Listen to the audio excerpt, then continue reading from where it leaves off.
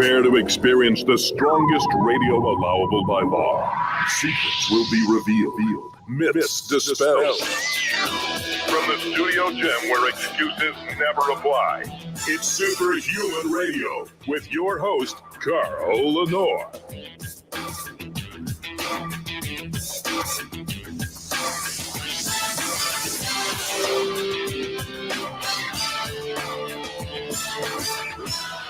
Hey, welcome back to another episode of Superhuman Radio. I'm wearing my hoodie because, again, I wore a shirt that my camera sees as a green screen, and I look like I'm translucent. I don't want to be distracting.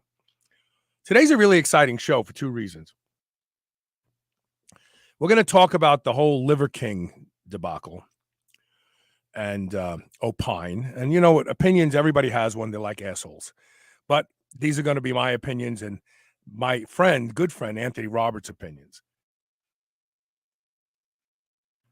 Anthony holds the esteemed position of being the first guest on my show ever to get the entire hour of the show back when I was on Clear Channel. That's how long Anthony and I have been doing shows together and how long we've been friends. And I could think of no one else to talk about this subject because Anthony is often tapped on the shoulder by mainstream newspapers and magazines to talk steroids. He is the author of the quintessential book on anabolic steroids called the Anabolic Steroid Research Guide. No one knows more about the pharmacodynamics and pharmacokinetics of anabolic steroids than Anthony.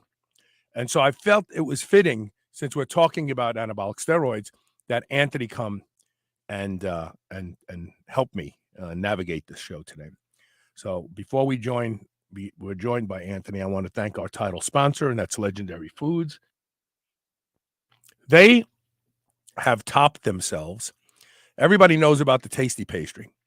It was supposed to be a Pop-Tart reimagined. It's so much more. It tastes like you're really eating pastry, real cake. Comes in amazing flavors, less than 1 gram of sugar, 20 grams of high-quality dairy protein, 4 to 5 net carbs. But now, Legendary has introduced the sweet roll. You know the Cinnabon that you see at your favorite mall or the airport, but you won't eat because it's so horrible for you health-wise? The sweet rolls are just like that, except they're good for you. Once again, Legendary's trademark, less than 1 gram of sugar, 20 grams of high-quality protein, 4 to 5 net carbs, but you'll swear you're eating a Cinnabon. And the best part is, aside from just cinnamon, they come in chocolate and berry. They're fantastic. Go to shrnetwork.biz/legendary. Use the code SHR10, not only to get 10% off, but let them know that you heard about the product here on Superhuman Radio. Been a long time, huh? Yeah, too long. Back on the show, and this is right in your wheelhouse. And I know you've done a little research so that we get all the facts straight. So the Liver King, for those who don't know who he is, which I can't believe anybody doesn't know who he is, recently got nabbed after saying he doesn't use anabolic steroids. He's been outed for using anabolic steroids. And he recently went on a apology tour where he apologized to everybody for misleading them. But did anybody really believe he wasn't using? Period. Did anybody? You think anybody really believed that? The only person I can think of who, after he admitted steroid use, came out and said, the guy fooled me, was his business partner, who's, I believe, Dr. Paul Saladino. He goes by Carnivore MD online, and he came up with what the Liver King has promoted as the ancestral tenets, and it's 8 or 9 tenets that they believe lead to better physique, increased well-being, all of those things that the Liver King was claiming, except the Liver King was obviously using steroids. So his business partner, of course, is saying, no, I had no idea. His business partner, who is an MD, is saying, no, I'm the only one, the guy with the medical degree, licensed to practice medicine, I'm the only one who didn't have it figured out. And coincidentally, I profit from the lie. So yeah, that's the guy who says he doesn't know what's going on is his partner, who, again, stands to directly profit from not knowing what's going on. Now, to his credit, he cut him off in a business sense. He said, I'm no longer doing business with him. But it's not like he's returning customers' money, right? He's not saying, I made money off of a lie. And in fact, what he may want to think about doing, because he's worried, he has his own business. He's worried about having mud splashed on him from this situation. Paul, give all the money back. Sure. And Paul, actually, what a lot of people have pointed out is that Paul has a really good physique. If you look at him, I think he's the same age as Liver King. I think he follows his own protocol. He posts his bloods. He's got a really good physique. For a 44-year-old guy, very lean, looks athletic. He's not a bodybuilder, so he doesn't have a bodybuilder physique. But he definitely has the kind of physique that you might see, World Cup, one of the soccer players, right? Football players for our international audience scores a goal, right? And they rip their jersey off. That's the kind of physique you're going to see on the Carnivore MD. It's impressive. And he's twice these guys' age. So I wouldn't take anything away from the protocol. I would just say that this being the one guy in the world who didn't know, who is fooled, is the one guy with the medical license and the medical degree. There's something that doesn't sit right with me on that. So I invited Brian Johnson on the show earlier in the year because I did the first shows 2006 and 2007. I had Agenus Van der Planets on the show, who was a raw food advocate, and a guy named Joshua Trentin, who lives in Detroit, heard those early shows that I did with Randy Roach, and he started eating raw, and he put on masses of muscle, and he still looks the same. Now, he doesn't look like an anabolic steroid user.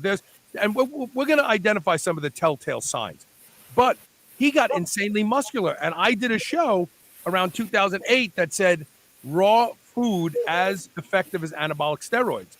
So I thought when Liver King came on the scene, I thought this guy should come on my show because this is like a continuation of something I started back in 2006 as a discussion. But naturally, I probably don't have a big enough following for him.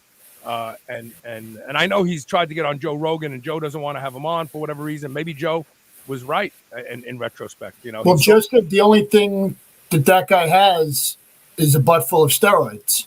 He said that, huh? Yeah. Before, when Liver King was trying to get on his show, where people were suggesting it.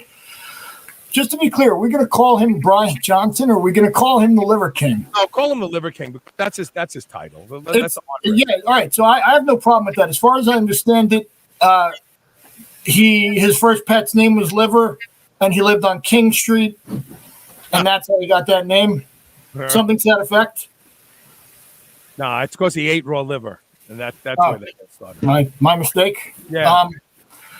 Yeah. Sorry, so Liver King. We're going to stick with Liver King. His name's Brian Johnson. For anyone who cares, I hope nobody cares, but Liver King. There are some obvious signs, like when someone's face is the color of the hoodie you're wearing, Carl. Red, when someone's face is red all the time, and it's not sunburn because he claims to get 25 hours of sunlight a day. Right. When someone's face is that color, it is indicative of high blood pressure. Right. And when somebody high blood pressure is usually 95% of the time, maybe more, correlated with body weight. So there's no way he was what we would say is healthy, right? We would say he's probably high in terms of blood pressure based on what his face looks like and based on his BMI. BMI Right. that high, nearly 100% of the time, 95% plus probably corresponds with a higher blood pressure. So you can see him and sort of say something isn't right, which again is why I don't think his MD business partner was fooled. I mean, now that being set that aside, set the side effect issue aside, and you look at literally the guys are the same age, right? And I think Paul Saladino, again, great physique. I think he practices what he preaches. That's probably what Liver King would look like. So you could subtract 40, 50 pounds, something to that effect, if we start talking about what he would look like naturally. And I don't think that's being overly harsh. I also don't know, like he's claiming to be 5'7". You've seen me at 5'7", at 200 pounds, lean. Right. And that's not the same physique, right? Granted, he's leaner, but I'm finding it hard to believe that this is the one area he told the absolute truth in. I just don't think the height matches the weight, unless he's not showing us, and he's got no glutes or something. I have no idea how these could correspond, being very familiar with that height and weight. Right. And there just isn't a guy who looks like that naturally.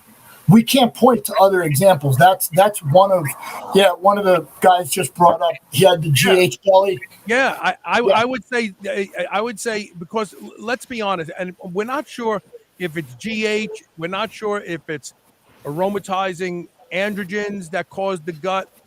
There's a lot of speculation that Dr. Scott Connolly came on my show and said super physiological doses of androgens make you insulin resistant, he said. And he knew what he was talking about, a lot of things. And so I'm not sure where, but there's a classic look of a modern bodybuilder that the bodybuilders of yesteryear don't have. Bodybuilders of yesteryear could do vacuum poses. Modern bodybuilders barely. I mean, I go back to the pictures of Gustavo Bedell. He looked like he had a tortoise shell strapped to his body. They all have that puffy belly. They all have that puffy belly, and he had it too. Yeah, for sure. There are just so many like obvious signs that he was using. Even if we want to give the benefit of the doubt and say, well, a guy at 5'7", and again, I think he's 5'7". Right. I think he's more like Fellowship of the Ring sort of height than he is 5'7". Yeah. I'm just saying I wouldn't be surprised if he's trying to throw a ring into the heart of Mount Doom at some point. We could assume someone could get to 200, right? Because plenty of people can get fat at 5'7" and be whatever body weight, 250. Right.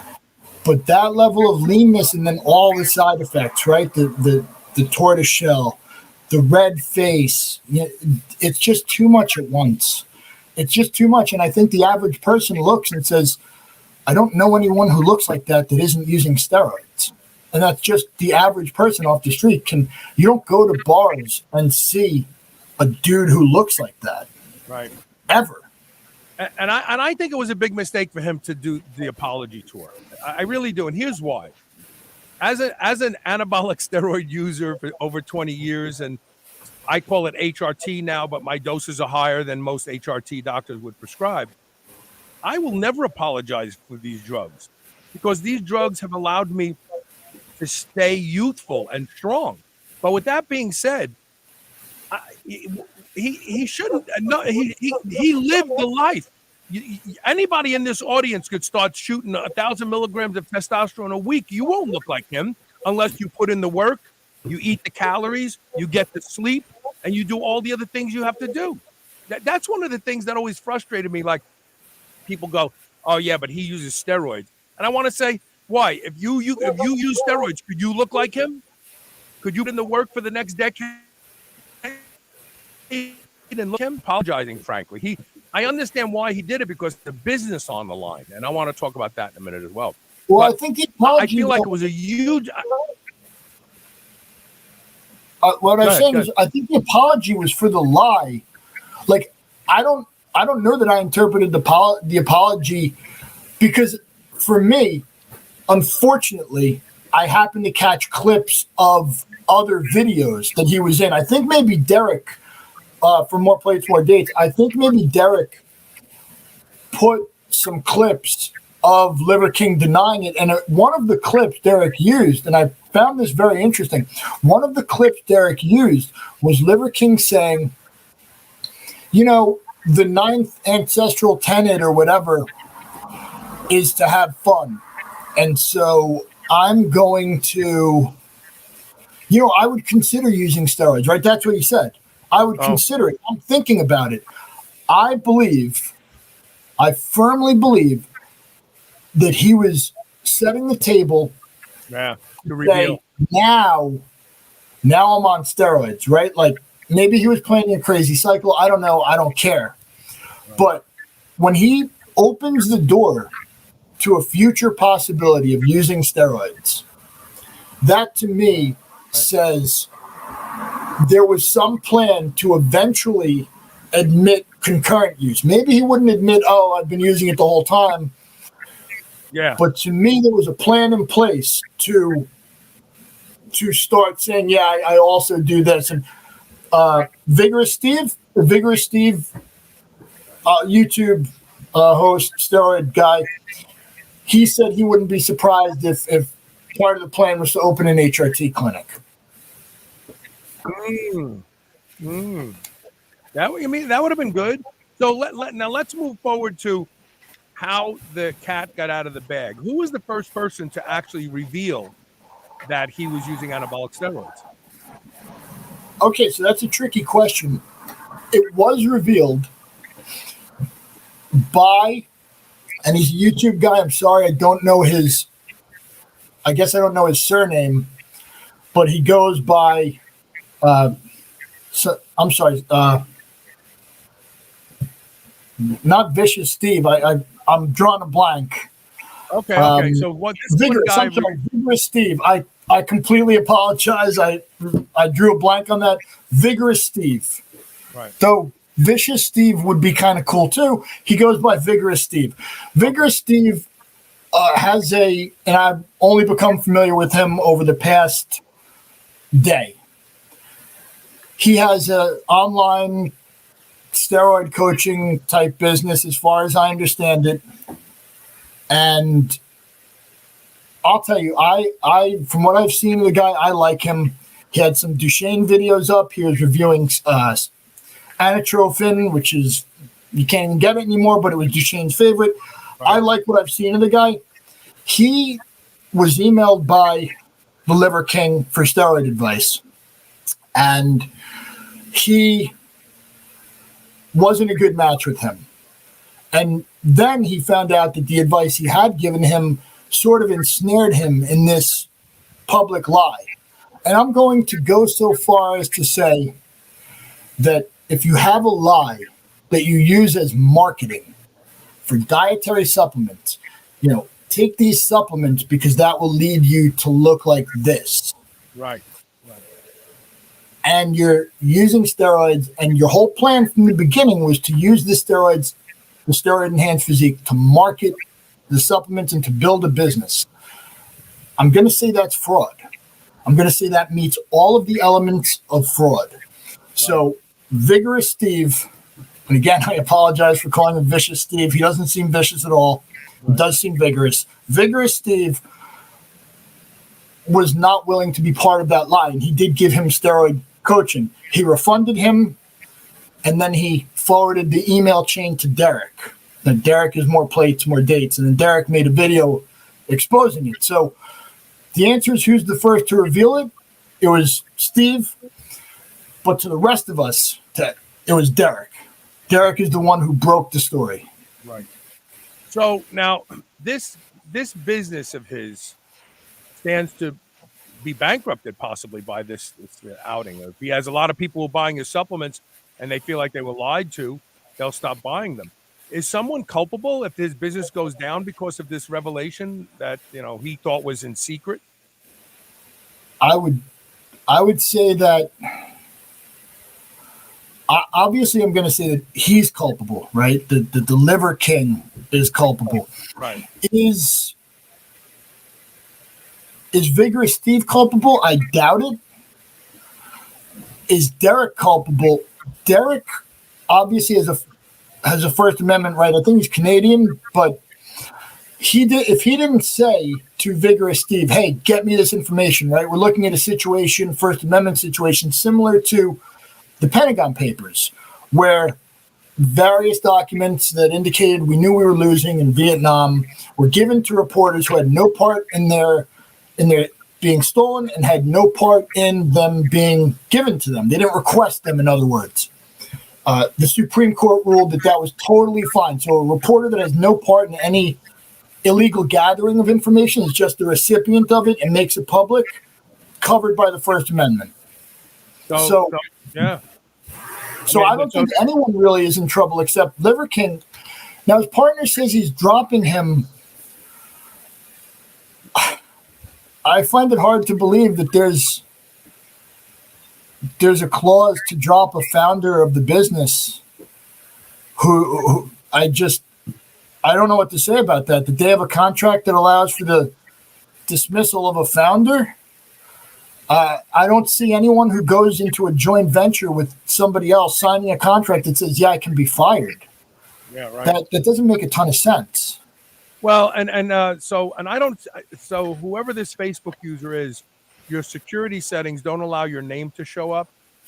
But he says something you and I talked about earlier. The supplement industry is full of BS. They've always have been, is just another kind of BS. And we talked about that. Like, this has been a tactic by mainstream supplement companies for decades until the brave Christian Boving spit out on Chris Bell's documentary, Bigger, Stronger, Faster. Yeah, everybody's using steroids. That these supplements don't work. And he never worked in the industry again, the poor guy, but he was like the Trump of the industry. Like, he outed the truth and gave everybody so companies have been doing this forever.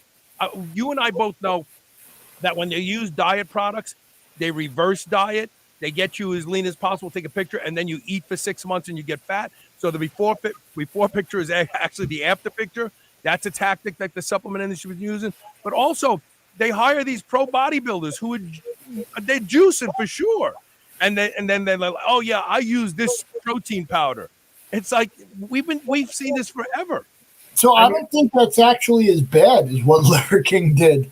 Okay. I think, to me, the height of it was when they took Marla Duncan and they took a photo of her like a day after she had given birth. And then they used the after photo. It was the height of dishonesty. Right. Well, USP had some good ones too. USP Labs, now defunct USP Labs, not talking about the company currently using the USP Labs trademark, which I don't think has anything to do with the original company. Right. But Randy Roach was talking about this forever, right? He was talking about the high protein powder that Hoffman was selling. I don't think it's that bad if you're an obvious steroid using bodybuilder and you don't deny it. You just don't address it. Right. If you don't deny it, I don't think it's as bad as what Liver King did, which was just keep denying it and promote himself as a natural athlete. I don't think anybody out there is saying, I took that BSN product while Ronnie Coleman was selling it and I don't look like Ronnie Coleman. What am I missing? I don't think anybody's saying that. But Liver King was selling the idea that you can look like me if you do the things I do, and here's all I do. And that's what I think makes it far worse than really anything we've seen comparably before. You think if he hired a professional PR person, which I have a feeling he hasn't, I have a funny feeling, like if I was him in his situation, the first thing I would have gone to is a very high-level PR company and said, what do I do? How do I manage this? And I would have followed their direction exactly. And I'm sure they would have said, the first thing you don't do is apologize. That's number one. You just let that sit out there. Let people get angry. Let them forget about it. But do you think there's any way for him to recover if he just, you know, I don't. I think Americans love a comeback. I think we love a comeback story. We would have loved if name your favorite athlete that got caught using steroids, came back, passed every test, and then broke a record. We would have loved that. Right. But there's really no way for him to come back and he doesn't compete in anything. I wouldn't doubt that he has a media crisis team, but I've worked with media crisis teams, and I've never seen them produce anything more than what we're seeing now, which is a total disaster. Right. As far as the apology, again, he apologized for lying. I don't know. It's not like he said, I'm going to stop, and now you're going to join me on this new journey, and we'll see where it ends up. Maybe that would be great. That would be great. He could start out by doing a post-cycle therapy protocol and getting his testosterone levels back to normal. He could go to a high-level clinic and have them assay his testosterone. And once it's back in the 700-800s, he literally lives the life. And okay, he's not going to be as beefy, but he's going to look great. And he's going to say, look, I did steroids and I'm not doing them now. You know I'm not doing them now. And look how fucking great I look. And I feel better. My blood pressure's normal. Like, that would be great advice right there. He should hire you to help him do that. Yeah, but at the end, once he's gone through all of that and people are like, I don't know if I trust this guy, his results are going to be that he looks like Dr. Paul Saladino. He's just going to be the second place guy to the guy that actually has been doing it. So I don't know where he's going to go with that. I mean, to me, the thing that irked me about the apology was when he started saying, you know, I'm trying to help people improve mental health. And he cited some statistics about people who self-terminate. And, you know, it became this idea that really I have this incredibly laudable goal. And in a utilitarian sense, I've helped people. So you shouldn't look at the fact that I helped them through lying about myself. I don't buy any of that. And he said, you know, I didn't know I was going to get as internet famous as I did.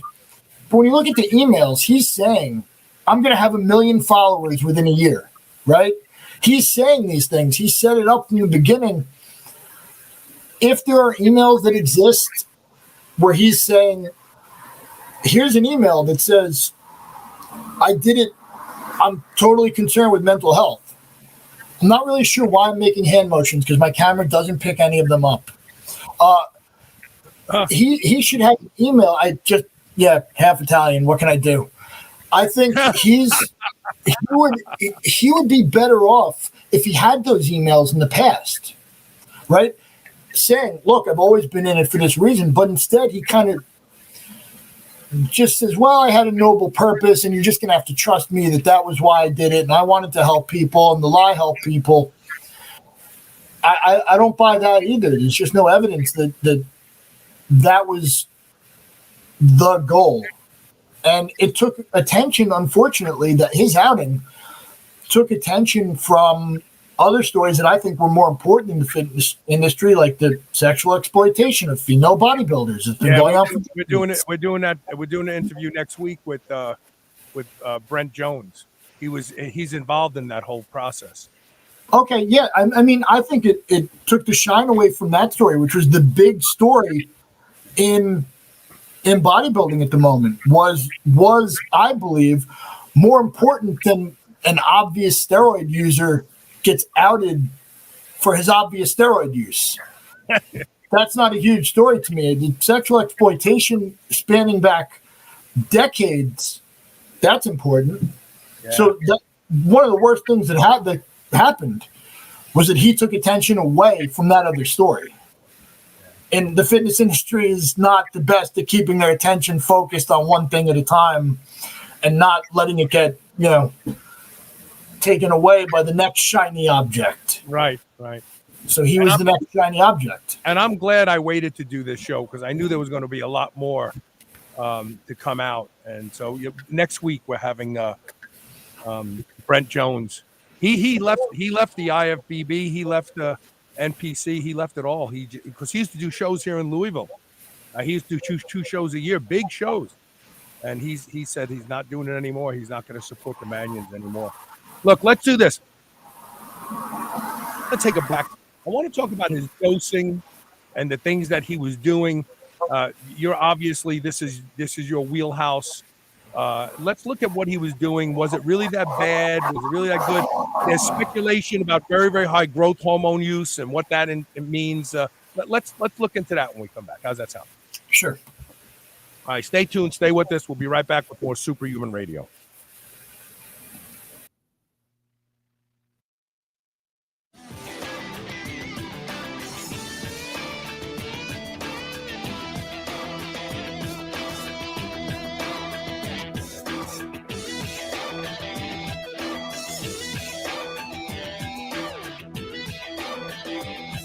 Remember those rectangular toaster pastries you used to love when you were a kid? Well, Legendary Foods has just made them better. The new cake-style tasty pastry is like nothing you've ever had before. With 20 grams of high-quality protein and less than 1 gram of sugar, you'll feel like you're cheating, but you're not. Go to shrnetwork.biz/legendary and use the code SHR10 to save 10% off your purchase of tasty pastries. Now available in cookies and cream, red velvet cake, birthday cake, blueberry, strawberry, brown sugar cinnamon, and hot fudge sundae. Go to shrnetwork.biz/legendary and use code SHR10 today. I would easily say that I am the hugest proponent you will ever meet to doing anything that will improve the quality of my sleep. And that's because sleep is linked to just about every metabolic disorder we see in our population today. One of the easiest things you can do to improve the quality of your sleep is to get a pillow that can be shaped into the exact form factor that allows you to get your best night's sleep. And that is MyPillow. I've been sleeping with MyPillow for a few years now, and I can tell you that when I have to travel and stay in hotels, I don't get a good night's sleep because I don't have MyPillow with me. Right now, you can save up to 60% off of everything offered to improve the quality of your sleep at shrnetwork.biz/MyPillow when you use the code SHR. Or you can call toll-free 800-889-4938. And remember to use code SHR to save up to 60% off of everything at their website. I've said numerous times that Be Strong BFR bands are as effective, if not more effective, than anabolic steroids. And as someone who has used anabolic steroids for many years and used Be Strong BFR bands, I know what I'm talking about. You will see changes in musculature in days and weeks using Be Strong BFR bands and without any of the risks to your health associated with anabolic steroid use. Go to shrnetwork.biz/Be Strong, that's BSTRONG, and use code SHR15 to save 15% off. I guarantee you will not be disappointed in the results of using the Be Strong bands. Check them out. Mado, spelled MADO, is the first energy drink of its kind with a clinically effective dose of the strongest antioxidant in the world, milligram for milligram, astaxanthin, reasonable amounts of caffeine, and very low amounts of vitamin B6. Mado will not only energize your mornings, but protect your nervous system, the quality of your skin, and has been shown to preserve muscle mass. Go to shrnetwork.biz/Mado, MADO. Use code SHR for 10% off, plus order 2 cases or more and get free shipping. There have been no real breakthroughs in resistance training for over 200 years. Whether it's pulleys or free weight, they all depend on gravity and the angles associated with gravity's effect directly on the weight. All of that has changed with the ARX machine. ARX stands for adaptive resistance. The ARX machine uses a 25 horsepower motor. You are literally fighting against a 25 horsepower motor. So every single rep is your 1 rep maximum at that moment in time. But ARX leverages another technique that has been known to produce rapid muscle gains and strength. And that is it leverages the eccentric or negative portion of the rep, which completely blows every other exercise and resistance training product out of the water. Go to shrnetwork.biz/ARX and discover the future of resistance training.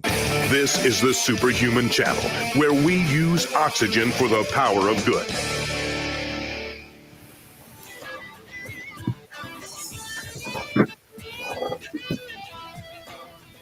Hey, welcome back. I'm talking with Anthony Roberts. It's really great to have you on the show. While I was sitting in the commercial, I was thinking we should have you on the show regularly. Sure. Some sort of regular scheduled article, because you dig a lot of stuff. You're always into a lot of different stuff, and we should just have you on maybe once or twice a month. Yeah, I would do that. Of course. Of course. So, before we start talking about growth hormone and anabolic steroids and peptides, Anthony Roberts and I did the very first peptide show ever on national radio when I was with Clear Channel.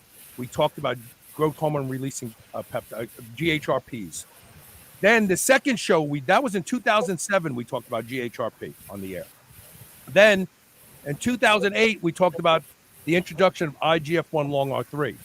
Nobody was talking about peptides when we were talking about peptides. Nobody. It wasn't even like people. I don't even think people picked up on it because it was so far ahead of the curve. And then another groundbreaking show we did was the Chinese Olympics. No, remember when China shut down the growth hormone coming into the United States because of the upcoming Olympics? Yeah, the Beijing Olympics. Yeah. We talked about that, because we both noticed, wow, GH just dried up. Like everywhere that GH was available before was gone, and we talked about the fact that China was literally killing. They killed the guy that was the head of the FDA because so much growth hormone was getting out of the country, and they didn't want to be harassed because of the Olympics coming up. But what's interesting is that they didn't kill Li Jin. Now, Li Jin, most people know from the underground world, if you've heard of gintropins, right? Li Jin made gintropins. Li Jin was indicted in, I believe, Rhode Island. It just so happens that they indicted him there. The crime was committed in every state that he shipped to, but They chose to indict him in Rhode Island. They asked China to extradite him. China was not at all interested in doing that. And when Signature Pharmacy got busted, and they were importing legitimate growth hormone, for compounding purposes, I traced it back. It was Li Jin, right? In whatever year it was, a decade later, was the guy responsible for most of the legitimate growth hormone in the United States. Right. He had gone down as the biggest underground growth hormone dealer, but it's the same factory. The places that you're getting your compounded testosterone from are selling it, I would say out the back door, but out the front door also in China. Right. They're selling it to the underground labs. Right. It's all the same supply. There's no legal factory and then a hidden fake illegal factory in the backyard. It's the legal factory sending the stuff over. Right. There's no separate places synthesizing trenbolone. It's all one place. Right. Now, whether someone gets it before you get it and they step on it or whatever, that's their business. But in the beginning, it all starts out at the same place. Right. Fascinating.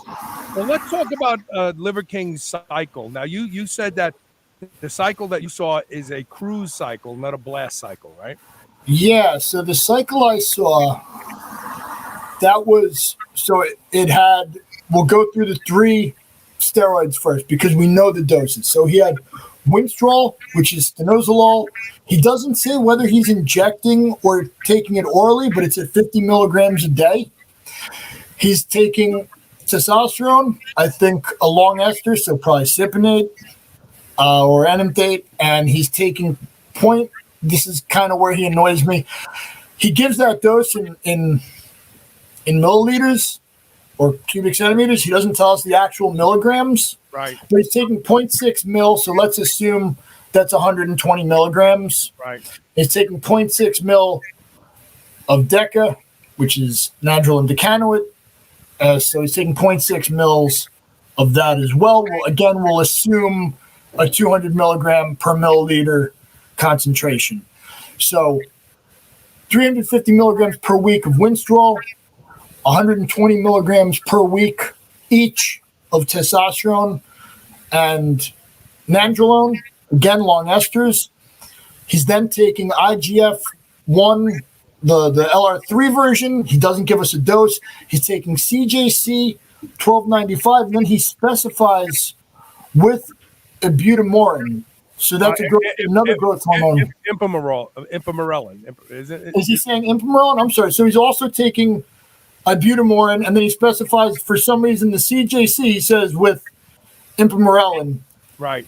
And then he's taking omnitrope GH. Now, interestingly, impamorelin is a very similar peptide to GHRP6, pramilurelin, or however that's pronounced.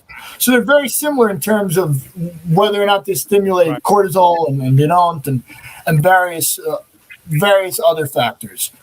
So he doesn't give us a dose on any of those. But I think at some point we find out that he's using 11 IUs of growth hormone. And he says this is his creep cycle. I'm sorry? So that's a day. 11 IUs of growth hormone a day. Yes. Yeah. He said he was going through 2 vials. Again, he uses these sort of measurements that you need to know the size of the vial or the concentration. He says 2 vials a day. Yeah. So there's a video guy that I think is in New Jersey, Nick BS, I think it's called, or something like that.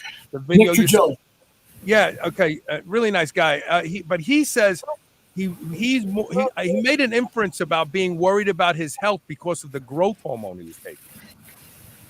I've used growth hormone for 20 years, sometimes high, sometimes low, but I would think that growth hormone doesn't really have a lot of horrible side effects other than carpal tunnel and holding water.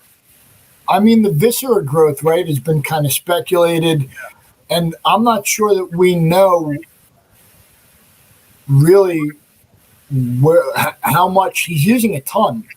And for me, anytime you talk about using a ton of a hormone, there's going to be likely problems down the road. Yeah. So I'm not sure what Nick Trigili, and just for disclosure's purpose, I've emailed with Nick Trigili a few times. I find him to be a nice guy as well. I think he knows what he's talking about. I watched his videos to acclimate myself to all the craziness that was happening with this particular situation. And I'm not entirely sure it could just be visceral growth, right? Like if your organs keep getting bigger, I doubt the container they're in, i.e. your body, is just going to keep expanding to accommodate them. I'm thinking they're going to be pushing against each other. But I don't know. I can't comment on what specifically Nick is saying is the problem with that dose of GH, other than it's 5 times your standard dose for replacement. So when you look at that cycle, what do you think? When you look at all the things he's taking, what do you think? Do you think I think a lot of them are overlapping. Like, I can understand the MK677, which is the ibutamorin, but I can't quite understand taking that with CJC, with the other GHRHs, the growth hormone releasing hormones. Yeah, I agree. Taking a bunch of things that act in the same mechanism of action. Same pathways. They're the same pathways. Yeah, the same mechanism of action. In fact, MK677, which is oral at least. What's that? Which is oral at least. At least MK677 was abandoned by Merck. So CJC 1295. Yes. So was Palamorin. Well, CJC was Konjac pharmaceutical company. But the MK677 was abandoned because it was going to be a huge product for elderly people. They didn't have to inject, and they could raise growth hormone. But what happened was it acted the same way that long-acting gonadotropin-releasing hormones act for androgen deprivation therapy. The pituitary fails after about 4 or 5 weeks to produce any growth hormone. It gets exhausted. And so they abandoned it because 70% of the old people that were on it around the 4th, 5th, and 6th week, they developed severe anxiety. So they abandoned it. CJC 1295, I don't know that it was abandoned, but the drug affinity complex that keeps it alive for 7 days in serum, I think was problematic. And the reality is that you and I know that CJC 1295 is just a long-acting growth hormone releasing hormone. Yeah. So the better choice in that area would be that fragment growth factor 1 through 29, I think it's called growth hormone releasing factor 1 through 29. is a better choice than CJC 1295. And that's why they have the no DAC and with DAC variations of CJC 1295. CJC 1295 without DAC is growth hormone releasing hormone. That's all it is. Yeah, GHRH. So for anyone who wants to leg this out, I think basically all of them were abandoned in phase 2 clinical trials, some for not being effective, some for the reasons you said. If anyone wants to leg this out, I'll give you an industry secret. Konjac, Merck, CJC is Konjac, MK677 is Merck. The MK or the CJC, these things are not awesome chemical names. These are just the names the company gave them in most cases, right? Obviously, the one IGF-1 LR3 is the name of the compound. But when you talk about research chems, things that haven't made it to the market under a fancy drug name, a lot of times when it's got the MK something, that's always Merck. Right. So anyone who wants to look this stuff up, it's a little secret. Carl didn't tell you. You can look it up a lot easier when you know the company that either abandoned the patent and you could see why in their press releases. Merck's press releases will tell you a lot about why they abandoned certain things. So there's a Facebook user asking the point of taking high-dose GH and GH secretagogues at the same time. So the GH, so it's almost like doing PCT while you're on a cycle is the way I would look at that. The GH secretagogue is going to be acting on those receptors that will cause your body to naturally secrete GH, whereas injecting the GH will put it there, right? Shutting down the secretion that you would get from the GH secretagogues. I have no evidence that you're preventing shutdown, but I'm saying there is a potential second mechanism of action, and those secretagogues do act on their own receptors that, I see Carl giving me the... I learned this from you. Yeah. There was a guy that was using CJC. He developed a cancer, and you said to me, well, Carl, growth hormone releasing hormone in its native state provokes growth. Yep. I was like, what? I thought it had to become growth hormone to provoke growth. So I learned that from you. Yeah, I think a lot of these things, well, and then there's something to be said for resembling a hormone, right? So we did a show back in the Mesozoic era about thyroid stimulating hormone, right? And it was and HCG. Yes, the thyroid stimulating hormone looks to the body like HCG. So you can actually stimulate your thyroid with a molecule that kind of looks the same to the body. So I think since each of these secretagogues have a different look to the body, they could be providing a different anabolic pathway. Now, I don't have any evidence for that. Well, so here's my logic. Like I trained today, and in my syringe, I have 1 IU of growth hormone, nothing crazy. I have 100 IUs of oxytocin. And then I have CJC 1295 without DAC, which is just growth hormone releasing hormone. And then I have GHRP6, and then BPC 157 and thymosin beta 4. And people say, well, why would you have those secretagogues? And I say, because growth hormone would never be there, because they were the ones that would. I want the growth hormone to arrive in my body with the same complete milieu that would have put it there. So that's my logic. I would never have growth hormone in my body if I didn't already produce some growth hormone releasing hormone and a somatostatin suppressor like GHRP. So I put them there. The other thing that's interesting about this discussion is I just flew out of my mind, but that's why I do it. I put it in there because that's how it would. Oh, the other one is growth hormone is just 191 amino acid. There's 192. There's a whole, as Mauro Di Pasquale, there's a host of other growth hormones produced by the pituitary. So by using the secretagogues, you get all of those to come play as well. Well, yeah, and we're only getting right. We're getting what, the 20 or 22 kilodalton isoform, right? So the way a sporting body would test to see if you're using growth hormone is they would test to see if that one isoform of the 5 that they test for is way higher than the others. And you can buy those other isoforms, right? Like you could take, if it's the 20 or the 22, you can take the other one, and it's the same method of fooling the test as we saw, because they use a ratio test for those two. It's the same thing as the testosterone epitestosterone ratio. Right. You beat the test by using the ratio of the other thing, right? And that's a flaw that's never been patched up.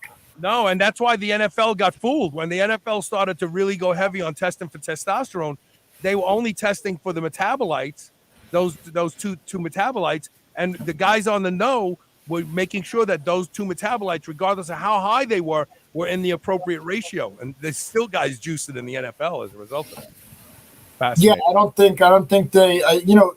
The thing about juicing versus finding out the juicers, right? Between the dopers and the doping control people, is that the dopers are working with people who have a craft, right? It is their life, and they're intellectually stimulated and interested to beat these tests. If you look at Patrick Arnold, he didn't make money off Belko. He did it. He climbed Mount Everest to see if he could, right? Right. It wasn't a 9-to-5 job for him. And as long as the NFL and all these other people are jobbers, they're never going to beat the guys like Patrick consistently. They're always going to be playing catch up because they're not that interested.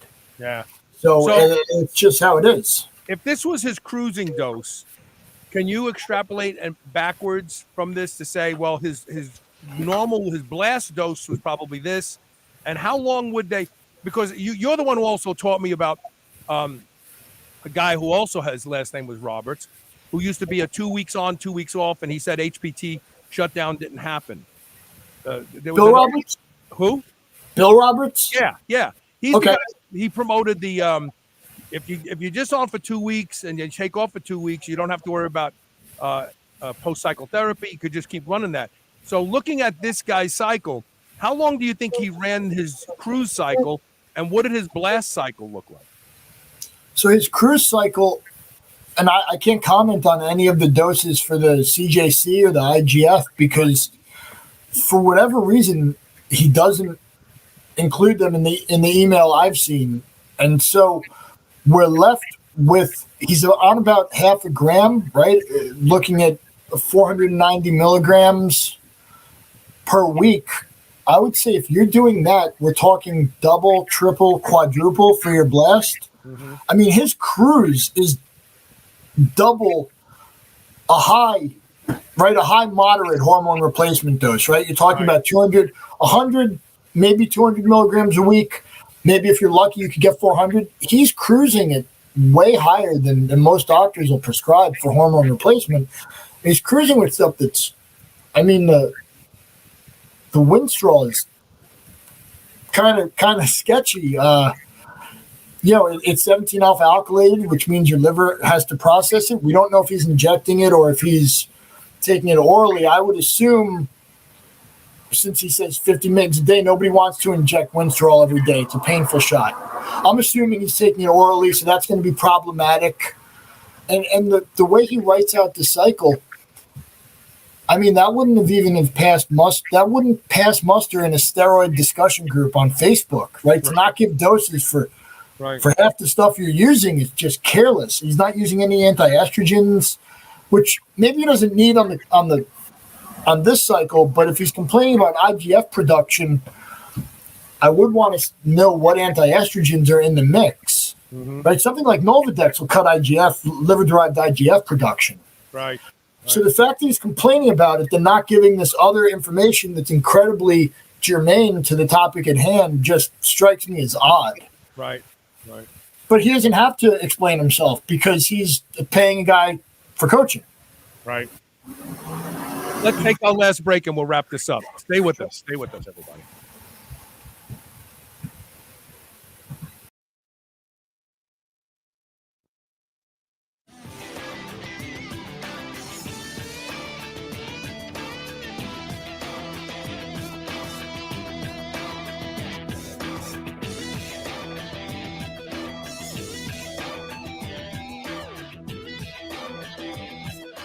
There are lots of concerns about food supply today. That's why you need White Oak Pastures. White Oak Pastures will deliver food right to your doorstep. You don't even have to go out and be disappointed by shopping in grocery stores. The finest beef, pork, lamb, duck, and more can be found at White Oak Pastures. And now they even have seafood. And best of all, White Oak Pastures has a negative carbon footprint, which means that you don't have to feel guilty for eating your ribeye. Go to shrnetwork.biz/white oak and use the code SUPERHUMAN to save 15% off. P3OM from Bioptimizers is a patented prebiotic and probiotic supplement with Lactobacillus plantarum OM. It has now been upgraded to P3OM 2.0 with the addition of a superfood formulation that makes it 2 times stronger, as well as optimizes L. plantarum's strength. So it's more powerful than ever, which means that not only will it help you completely digest all animal proteins, it also reduces cortisol, causes deep relaxation and better sleep, and reduces stress. Go to shrnetwork.biz/P3-OM today and use the code SHR10 to save 10% off. Never before has a product been so appropriately named as Botanic Tonics Feel Free. This plant-based elixir combines a variety of different effective compounds, all from raw plant materials that at different doses provide you with completely different experiences. A third of a bottle puts you in the zone and makes you very focused and is ideal for a non-stimulating pre-workout. It also has a mild analgesic effect for us older lifters who have soreness and little pains and aches that keep us from training as ferociously as we want. A half a bottle will create a mild euphoric effect that will allow you to forego consuming alcohol, but still be socially lubricated and have fun. I have never had a product deliver on its name the way Botanic Tonics Feel Free does, and I won't ever be without it, and you shouldn't either. Go to shrnetwork.biz/feelfree and use the code SHR40 for 40% off your first order. I promise you, you will not be disappointed. Merrick Health is a premium telehealth platform that connects customers with partnered providers from the comfort of your home. Merrick provides concierge service with your very own patient care provider as your health advocate. You'll go over all your needs and goals, from improving sexual function, hair loss prevention, increased muscle, fat loss, and overall improved performance. Prescribed treatment options can be ordered and shipped directly to you if you meet the requirements, all from the comfort of your home. Go to shrnetwork.biz/Merrick Health, that's MAREKHEALTH, and order your comprehensives and get 10% off with code SHR. Don't forget to add the lab analysis to have results reviewed with potential over-the-counter supplements or treatment recommendations. That's shrnetwork.biz/Merrick Health and use code SHR at checkout, or order your own desired labs with code SHR and get 10% off your first lab order. Dogs should be powered by fat and protein, not carbs. That's why Visionary Pet makes low-carb, ketogenic dog food for dogs of all breeds and life stages. From kibble to freeze-dried and even low-carb treats, all Visionary Pet recipes are very low-carb, ketogenic, and made with 100% real meat protein. Shop now and use code SHR for 20% off your first order today. Your dog deserves the lifelong benefits of optimal nutrition. Make the switch to Visionary and see why smart dogs eat low-carb. This is the Superhuman Channel, doing reps with the weight of the world.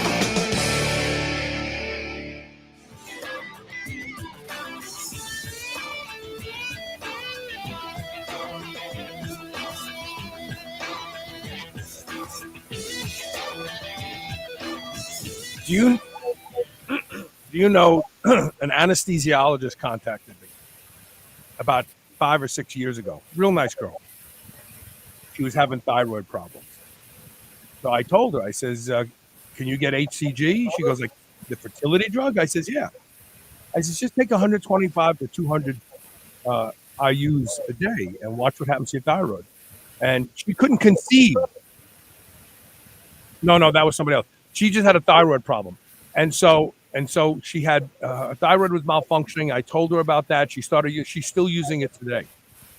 Her thyroid functions perfectly because she's using HCG.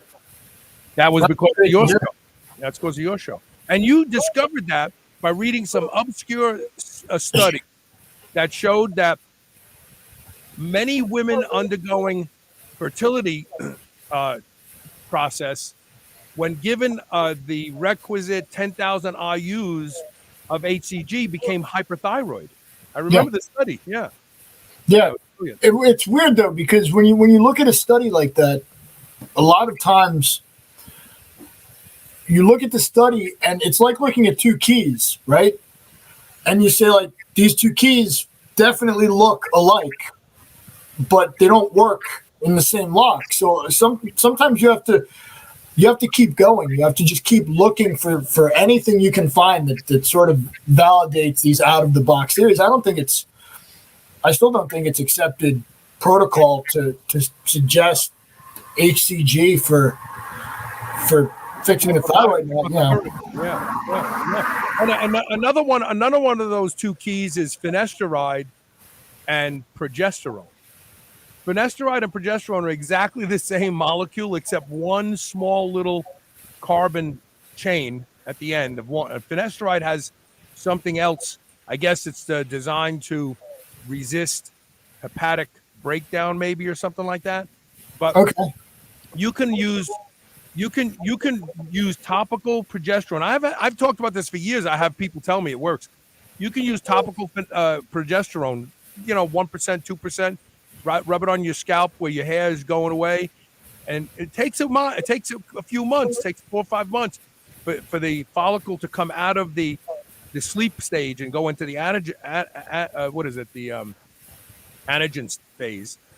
But it's because progesterone is a natural 5-alpha reducer blocker, and right, of course, yeah.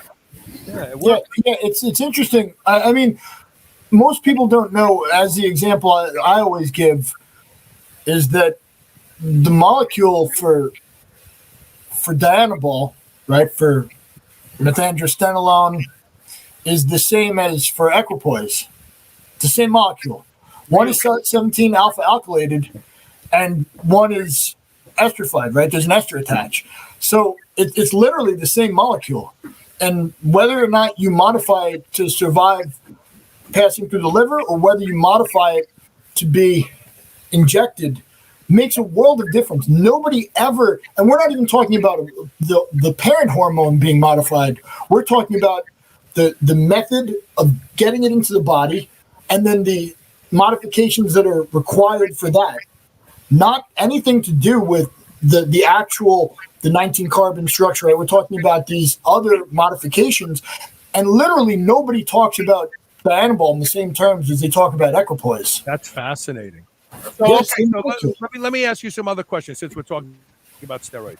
I take a little Anavar, 50 milligrams a day, and I'll do that for maybe 3 or 4 weeks, maybe 5, and then I stop until I think of it again. I don't do it cyclically. I just do it, when I want to. I'll do for and I don't use D-Bol because I have 50 milligram Dianabol tablets at home, because for some reason I hear a lot of chatter that Dianabol is long-term harmful to the body. What do you think of that? I wouldn't even know how to quantify that, right? Because probably people that use D-Bol are the people that use the heavier drugs. Mm-hmm. So it's so difficult. Very few people will say, I do a ton of D-Bol, but otherwise I veer towards this safe route. So it's really hard to separate those things. It's one of the problems too. So I'm going to go into old guy mode. It's one of the problems too with the format, video format. Back when there were just steroid discussion boards and they were fairly underground, you had to defend everything you said, because at the end of your thoughts started somebody else's thoughts in a thread. So you had to be ready to defend everything you said in a video. For example, at the end of your video isn't another video of the first guy who wants to criticize you. Right. It's a discussion thread that you have to unlock when you're on YouTube or whatever. You have to hit the comments button to see what people are commenting. Right. So, and they're not commenting through video. They're not commenting in kind. They're commenting in a completely different written format to the visual format that you have. So you don't need to necessarily defend yourself the same way, right? So someone can throw that comment out into the ether. I think Dianabol causes long-term effects. And it's like, okay, they're not put under the gun the way we used to be, because they're doing a video, and you can't reply as a video. And if you want to reply as a video, it's like a reaction video. It's on a totally different page that you control. Right. And you can shut the comments off. And you know, so a lot of the new theories I've seen, and unless they appear somewhere, maybe like Reddit, or they're on Facebook, not challenged. They're not challenged. It's just some lunatic screaming into the air on a video. So, you know, I don't know where to go with a lot of the newer theories. Yeah, interesting. Are you a fan of Anavar?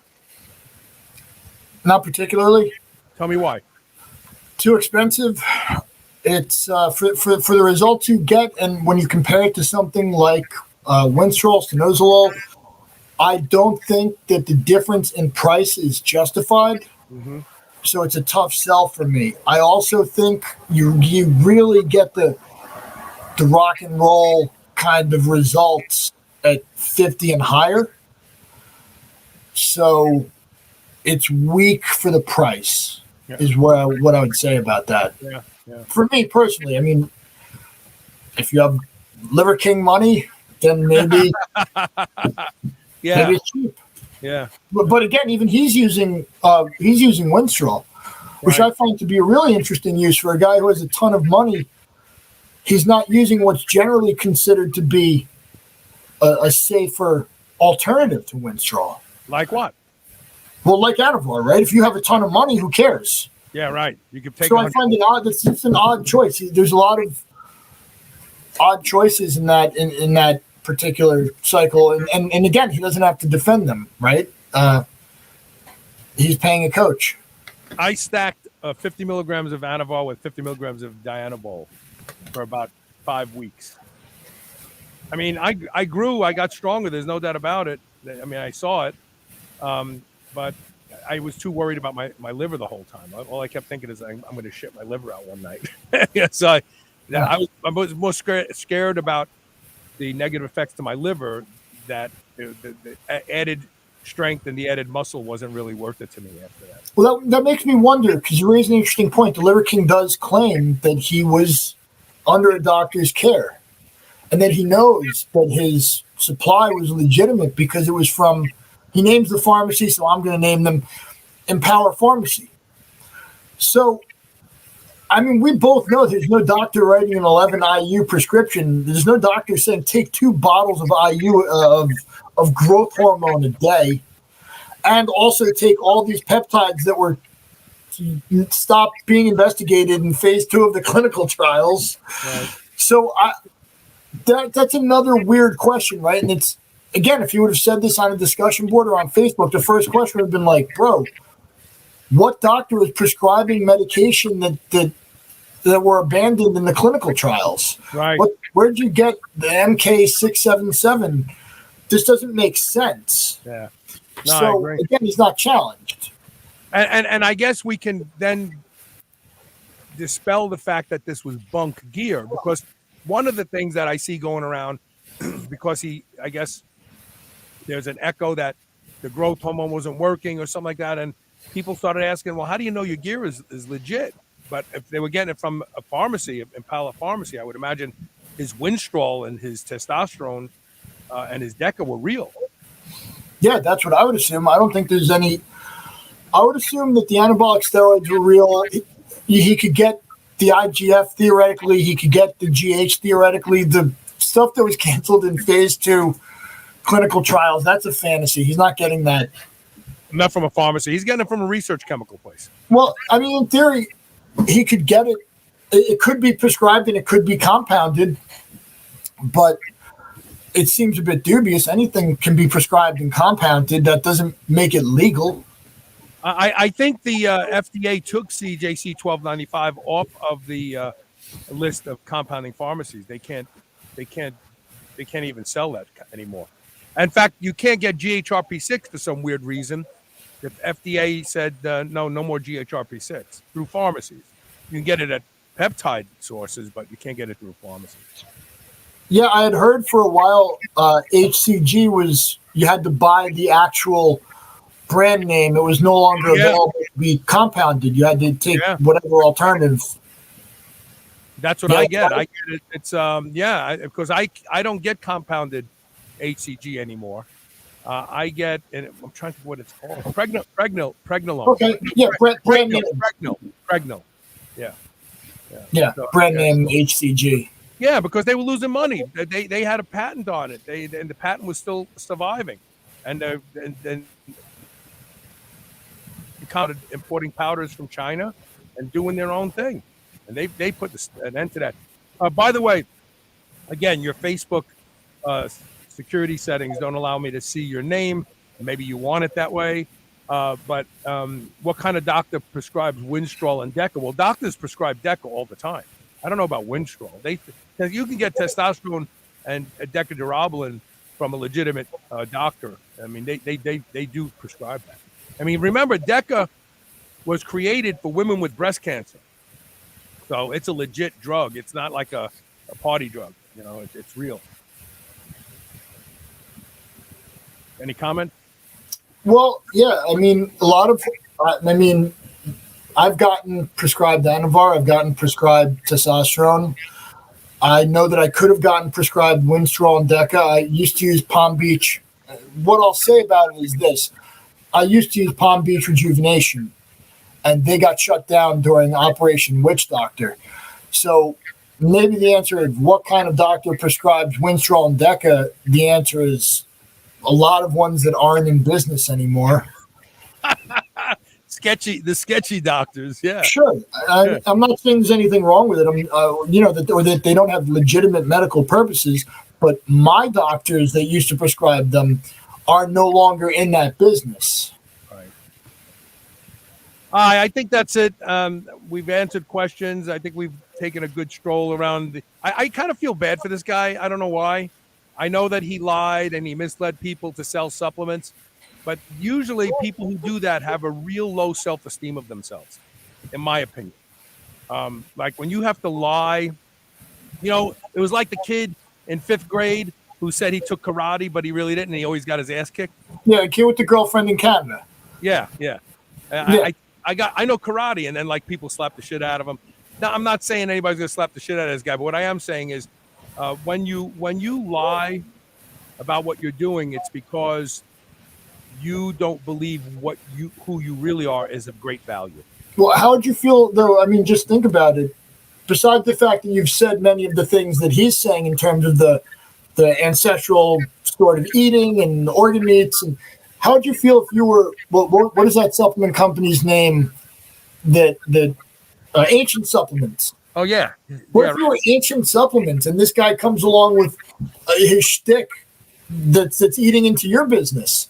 So I don't know that I'd go so far as to say I feel bad for the guy, because he's eating into other people's livelihoods, and I don't think that's cool. And he's doing it with a lie. Right. So no sympathy from this end. Anthony, so good to have you back on the show. Let me work with Elisa, and we'll get a schedule set up, and we'll have you on at least once a month. And whatever you want to talk about, you bring it. That's it. How's that cool. sound? Okay. Yeah. I mean, yeah, sounds good. If I don't talk to you before the holidays, Merry Christmas to you and your family.